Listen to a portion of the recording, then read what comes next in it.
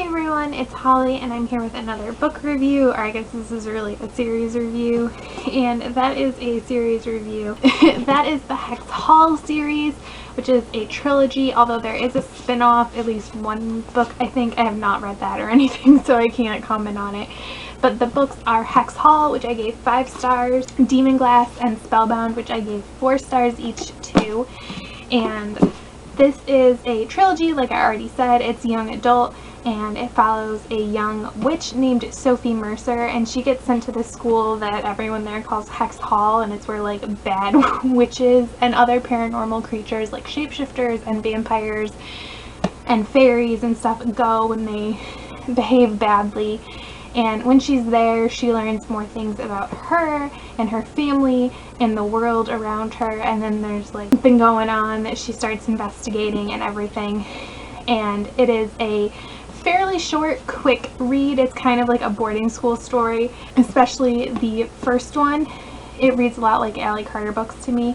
I really enjoyed it, obviously based on my ratings, and let me get into more detail with my review. So the characters, Sophie is the main character. She's the one telling the story.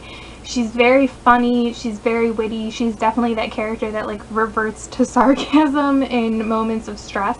She's a lot like a less dark Jace Wayland from TMI, but she's also just a very good person. Like, she cares about the people around her, and I've been reading a lot of books like that lately, so I feel like I've been saying that a lot lately. Maybe I'm just gravitating towards those kinds of characters. And then there's Jenna, who's a vampire, and she's Sophie's best friend. They meet at Hex Hall.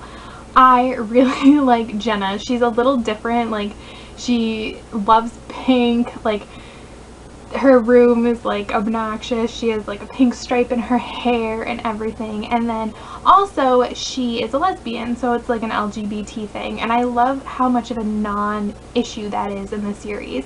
Like, it's just a fact. Like, she is. She's also funny, but like in a slightly different way from Sophie, and the two of them are such good friends. Like, they're very supportive of each other, and like lady friendships for the win. And then there's Archer, who's kind of one of the love interests, and he is another, I don't know, like a warlock kind of thing. He's interesting and attractive, especially as the series goes on, but he's also kind of just like your typical bad boy. Like, he was kind of a stock character to me. And then Cal, so there's kind of like a love triangle between the three of them. He is the other love interest, and I really liked him. Like, he was very sweet and kind and just gentle. He is also like a witch or a warlock or whatever, and he does like healing magic. And the world to me was very big.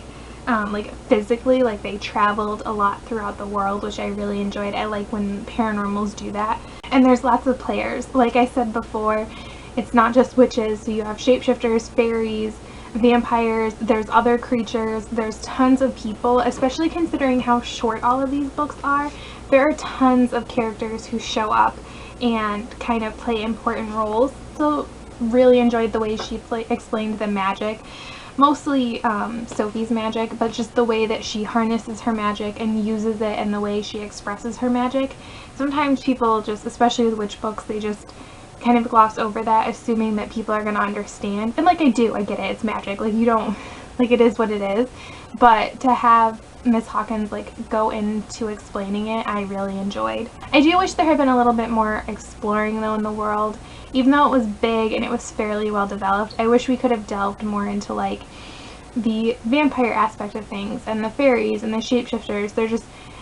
There was a lot of mention of them, and they showed up a lot, and there's other people and groups that show up other than like the group that Sophie's a part of. I'm trying to like not say spoilers. So I'm like using like euphemisms and stuff. But I just wish I could have gotten to know those things better. But there is a spin-off series which kind of, I'm hoping, will address some of that. Romance. So like I already said, there was a love triangle. Boo, I don't like the love triangles. Okay though, like, it wasn't that frustrating. It wasn't too overpowering for the rest of the story. I think that's my thing with love triangles. If you're gonna have one, I don't want it to be the center of the story. In general, I'm okay with how it resolved, and I was conflicted the whole time. Like, I kept going back and forth, so it worked in that way. And then the other plot, it was very well developed over the 3 books in my opinion. Like, just enough was revealed each time to make you interested, to ask more questions, but answer some questions so you didn't feel frustrated.